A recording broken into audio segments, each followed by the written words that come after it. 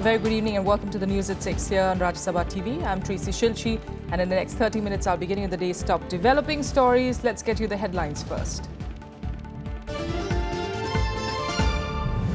Opposition delegation from Jammu and Kashmir meet Prime Minister Narendra Modi, appeal for a political approach and a ban on pellet guns to resolve the current crisis in the valley.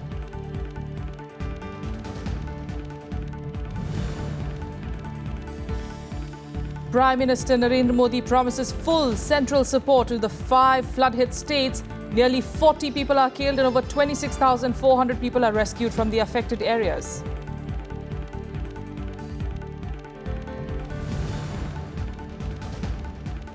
Turkish President Erdogan confirms that Monday's suicide attacker was a child aged between 12 to 14 years. More than 27 of the 54 people killed were under the age of 18.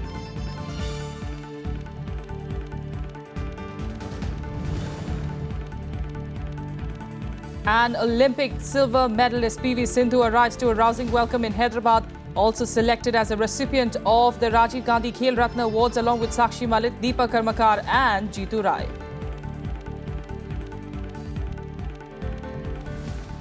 The top story this evening, a delegation of opposition parties from Jammu and Kashmir led by National Conference's Omar Abdullah today called on Prime Minister Narendra Modi.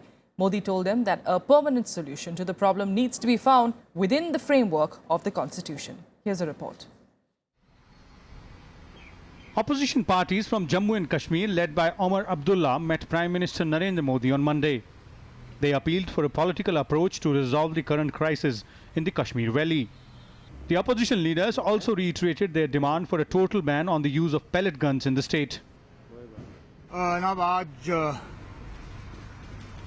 तमाम opposition parties के हवाले से वज़ीर आज़म साहब से बात हुई। एक बहुत ही अच्छे माहौल में बात हुई। बड़े इत्मीनान से वज़ीर आज़म साहब ने सबकी बातें सुनी और हमारे मेमोरेंडम को स्वीकार किया। हमने उनसे वही बातें की जो लगातार दिल्ली आने के बाद हमने हर किसी के साथ की कि जम्मू कश्मीर का जो मसला और ख़ासकर आजकल जो घाटी में एक सूरत हाल बनी हुई है, सही तरीके से उसका इलाज खोज के निकालना बहुत ज़्यादा ज़रूरी है। ये लॉ एंड ऑर्डर का ही मसला नहीं है, ये सिक्योरिटी कंसर्न्स का ही मसला नहीं है, ये एंगर, ये जो वहाँ बहरान है, क्राइसिस है, इसकी नवीयत पॉलिटिकल है। इस वजह से बातचीत के दरवाजे खुले किए जाए, एक मैसेज जाए कश्मीर के अंदर कि हम मुल्क बातचीत करने के लिए तैयार हैं। उसने ज़ाती तौर पर कहा कि जो आपने बात की उसको मैं ये मेरे को टच कर गई, तो इसी तरह से और साथियों ने भी जो बात की और क्लोजिंग रिमार्क्स जो उसके रहे उसमें उसने एग्री किया कि डेवलपमेंट अकेले या लॉ एंड ऑर्डर के नज़रिए से डील करना इन मामलों का सलूशन नहीं हो सकता है। वो एक अपनी कार्रवाई करेंगे, मगर कहीं न कहीं बातचीत लोगों से करने की जरूरत है, ये मैं मानता हूं। The Chief Minister of Jammu and Kashmir has welcomed the meeting between the opposition leaders and the Prime Minister. Jammu Kashmir में अमन बहाल करने के लिए, जम्मू कश्मीर में ये जो इस वक्त खून खराबा हो रहा है, पत्थरबाजी हो रही है, बाकी हड़तालों की वजह से लोगों की जो है मालो जान का नुकसान हो रहा है। अगर अपोजिशन में ये समझती है कि प्राइम मिनिस्टर और प्रेसिडेंट से मिलके वो इसका कोई हल निकाल सकते हैं, बहुत अच्छी बात है। Expressing deep concern and pain over the prevailing situation in Kashmir, the Prime Minister appealed for restoration of normalcy in the state. Meanwhile, the BJP, which is also the coalition partner with PDP in the state, urged the opposition to stand united with the government on this issue. Congress ने और NC ने बहुत राजनीति कर ली, लंबे समय तक आप सत्ता में वहाँ रहे हैं और आप आग में घी डालने का आप काम मत करिए। देश की सुरक्षा के लिए अब आप सरकार के साथ खड़े रहिए और पाकिस्तान को एक्सपोज करने का काम करिए। पाकिस्तान का जो षड्यंत्र है इसका पर्दाफाश करिए और वहाँ शांति और अमन में आप सहयोग करिए। मैं मानता हूँ कि ये देश के लिए भी अच्छा होगा और नेशनल कॉन्फ्रेंस और कांग्रेस पार्टी के लिए भी अच्छा होगा। The opposition delegation from Jammu and Kashmir has been camping in the national capital for the last few days. Last week, they met President Pranab Mukherjee and Congress Vice President Rahul Gandhi to apprise them of the situation in the state. Vishal Daya, Rajya TV, Delhi. Well, Prime Minister Narendra Modi and Afghan President Ashraf Ghani on Monday jointly inaugurated Kabul's Store Palace via video conferencing. While Prime Minister Modi said that India would always stand with the neighbouring country in ensuring peace and stability, Ghani said Kabul will not also spare any effort in overcoming terror and extremism. Calling Afghanistan a close friend, Prime Minister Narendra Modi on Monday assured that India will always stand by it in its quest for peace and stability. Modi joined Afghanistan President Ashraf Ghani via video conferencing from New Delhi to inaugurate the renovated Store Palace in Kabul. The pledge of our partnership and strength of our friendship with Afghanistan is unwavering. Today's event is a testimony to the resolve and range of our cooperative endeavors. We want each Afghan to flourish and your society to be benefited from fruits of economic growth. Whatever may be the odds, India will work with you for a bright future of all Afghans. Along with the Aga Khan Development Network, the two leaders had signed a tripartite agreement to restore the Store Palace 3 years ago.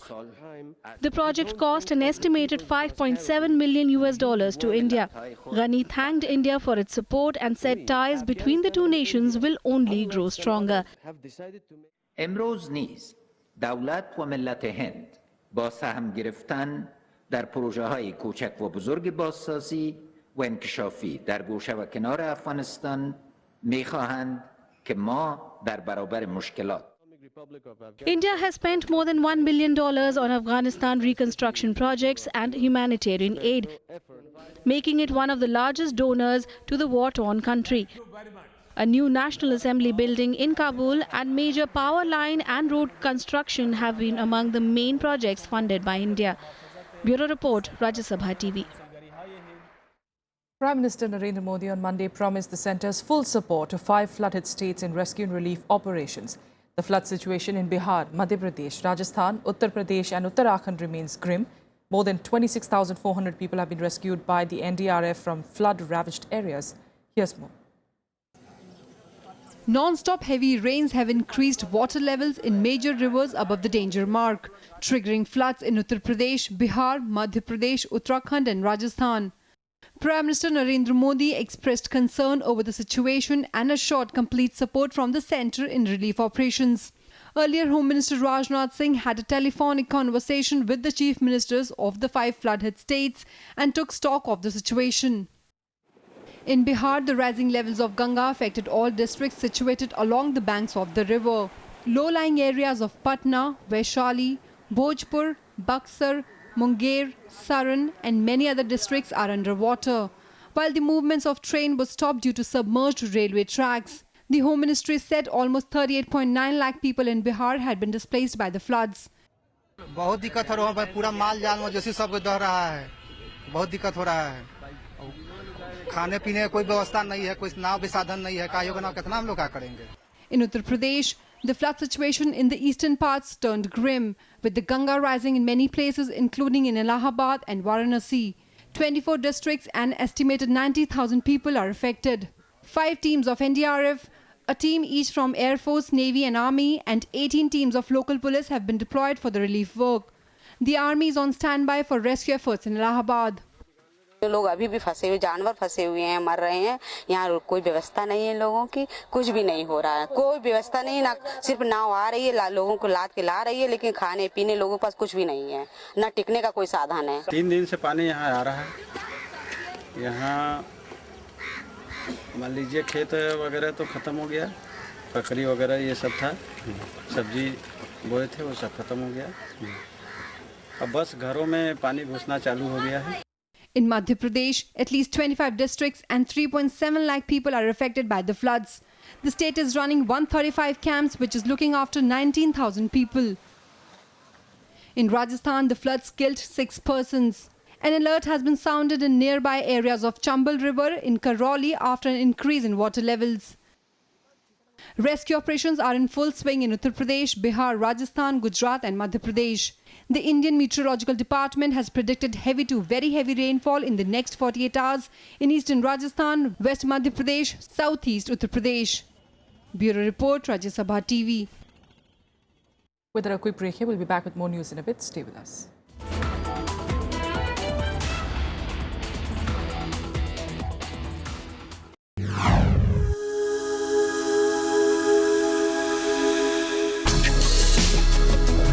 Tales that inspire. Stories of social change. A salute to diversity. Promoting public discourse. Events that motivate. Inspiring the innovative spirit. Watch Rajya Sabha television documentaries.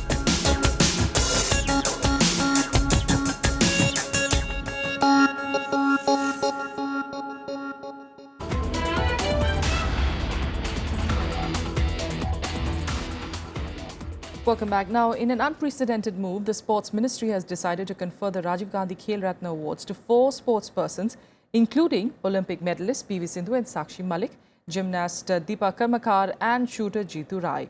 The Rajiv Gandhi Khel Ratna Awards is given for the spectacular and most outstanding performance in the field of sports by a sportsperson over a period of 4 years. Deepa Karmakar finished a commendable 4th in the vault final at Rio, after becoming the only Indian woman ever to qualify for the Olympics final in gymnastics.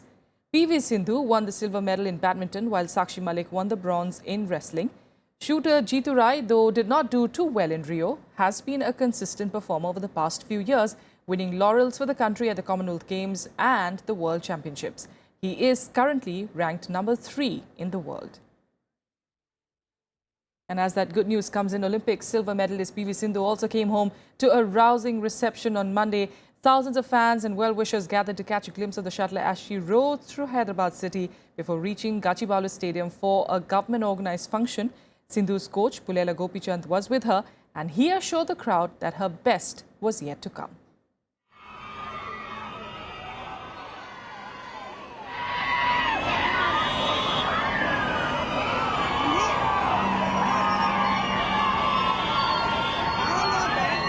Olympic silver medalist PV Sindhu came back home to Hyderabad to a rousing welcome on Monday.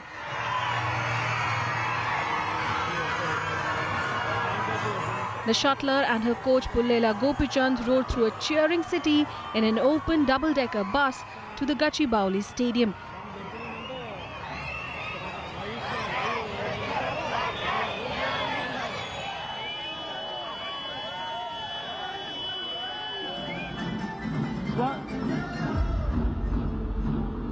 At the stadium, she did another victory lap, this time on a jeep.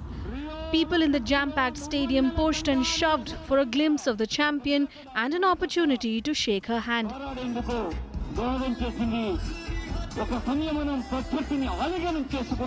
Sindhu's welcome was reminiscent of that accorded only to victorious cricket teams till now.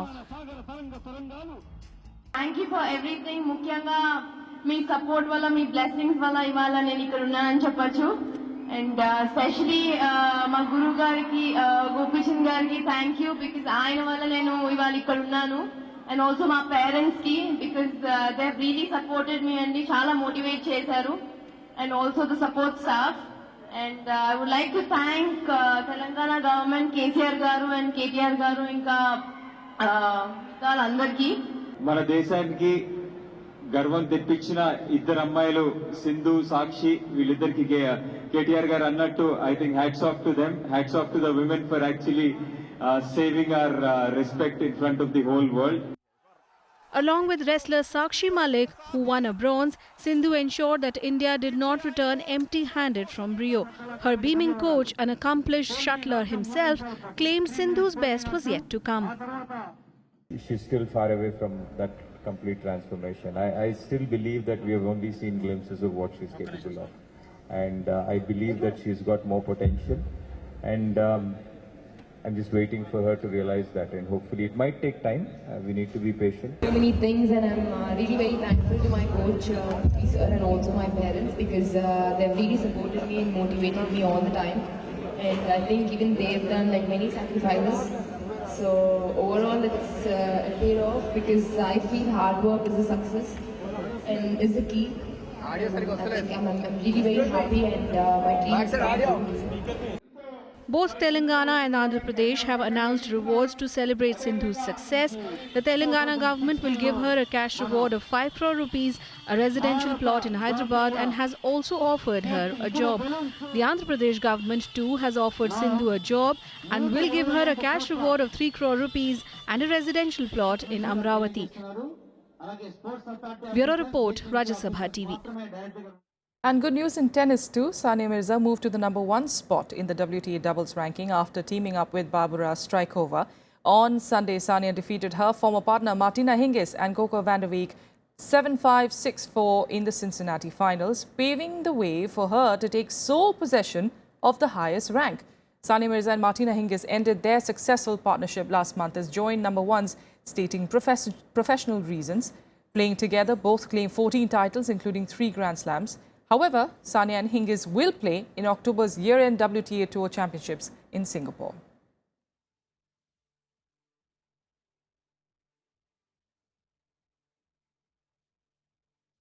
And heading to Rio, the 2016 Olympic Games came to a close on Sunday evening with the closing ceremony being held at the Maracanã Stadium in Rio de Janeiro. International Olympic Committee President Thomas Bach declared the Games closed to mark the official end of the 17-day sporting spectacle. I declare the Games of the 31st Olympiad closed.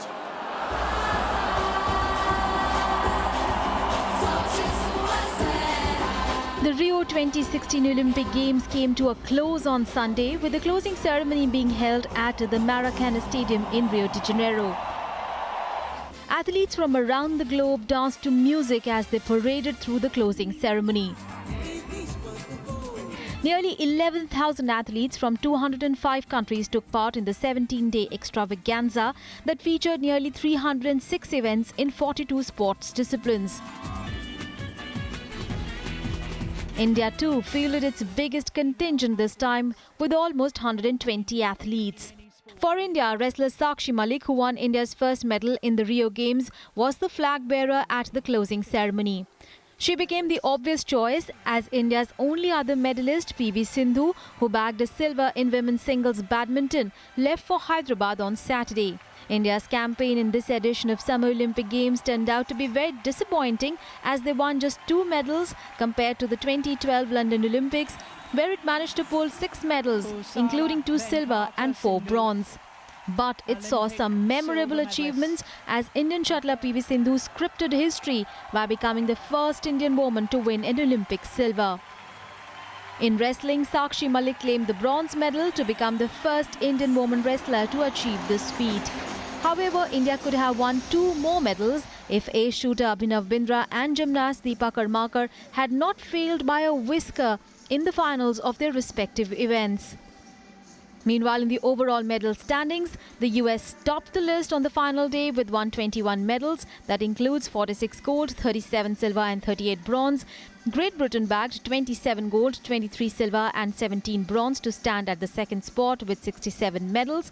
While 2012 London Olympic runner-up China slipped to the third spot with 26 gold, 18 silver and 26 bronze. Meanwhile, India secured the 67th position with 1 silver and 1 bronze. Bureau Report, Rajya Sabha TV.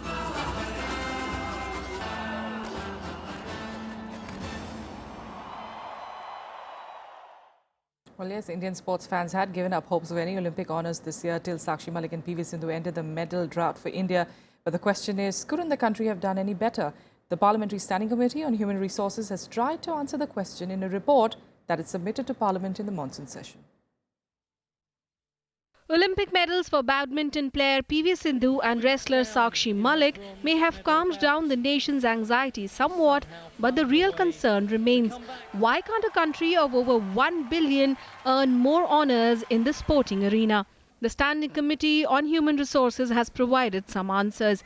In a report that was presented to Parliament in the recent monsoon session, it has pointed out that the public sector is not contributing its share on sports promotion to the National Sports Development Fund. The report recommends that other than this fund, corporate social responsibility contributions should also be spent on players. They are not supporting to the extent they should. See, today everyone is feeling that India is not winning any medals in the Olympic, and they stop with that. When the games are on, everyone looks at the TV, they lament for it, and they do their own work. Rather, we have got very, very talented people in the country who are not being encouraged and who are not properly utilized. The sports department accepts that the sports performance so far doesn't do credit to a large country like India. It says that in addition to sports facilities, the country suffers from a serious shortage of equipment, medicines and specialists. The sports department also feels that Indians don't adopt sports as a career, not only because of the risk of uncertainty, but also a severe lack of money. Government data clearly shows how India lags far behind the countries on the top of the sporting medals table. For instance, America spends 22 rupees a day on its sportspersons, UK spends 50 paise a day, and even a small country like Jamaica spends 19 paise, while India manages only 3 paise. Experts blame the government's apathy in building a sporting culture. I think it's a responsibility of every department that the banks should be instructed, or the public sector organizations should also be instructed that they should contribute to their maximum to support sports. The Standing Committee has urged both the central and state governments to increase its funding to sports on priority. In the context of the Olympics, India's progress from 1920 to 2012 has earned the country just 24 medals.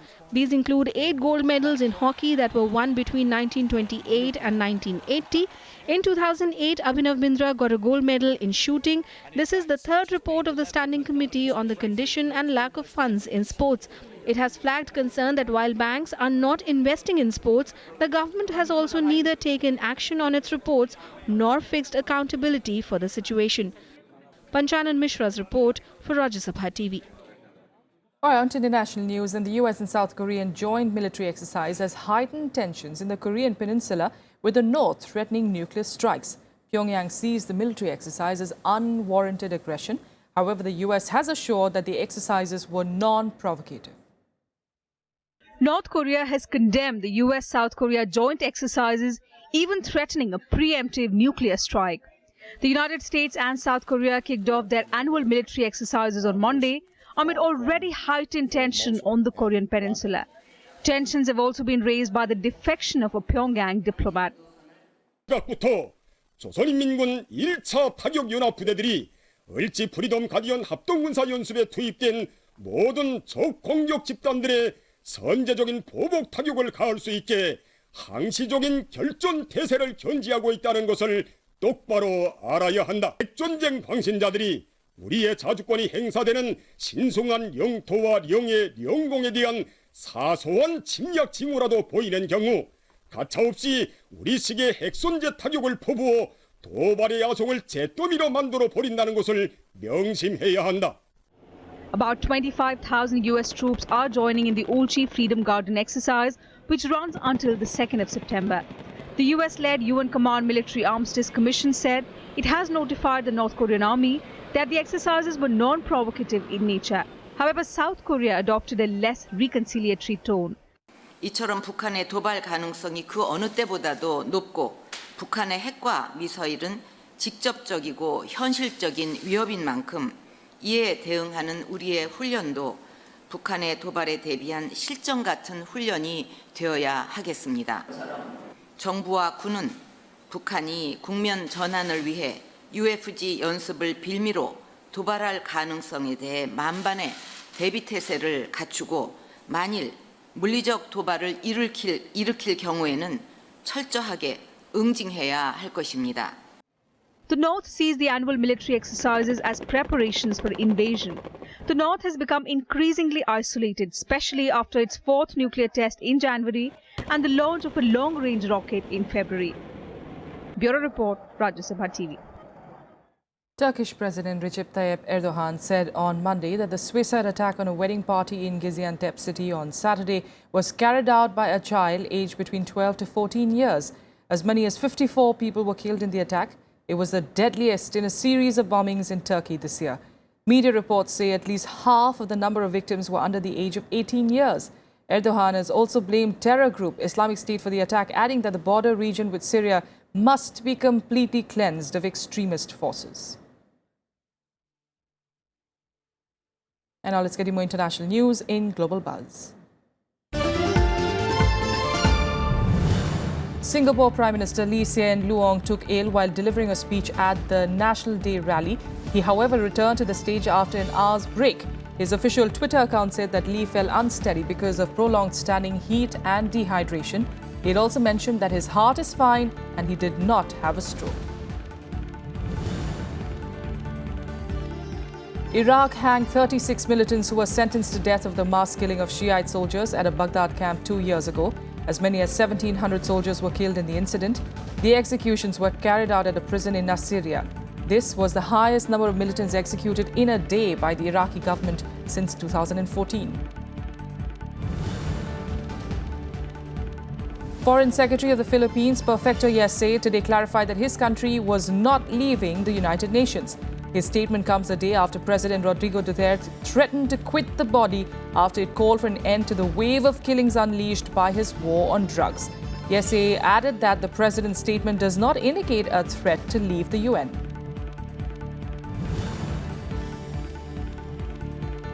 Heavy rain drenched Tokyo as Typhoon Mindueli swept through the Japanese capital. It brought floods that suspended train services and high winds that forced airlines to cancel hundreds of flights. 10 people were injured in the storm. The weather agency issued heavy rains and flood warnings in all 23 wards of central Tokyo. Flights were also cancelled at Tokyo Haneda and Narita airports.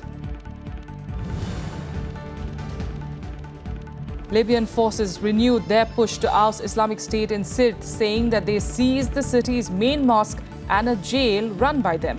The forces said that they are close to capturing Sirte after taking most of the city in a 3-month campaign and restricting the militants to a small residential area.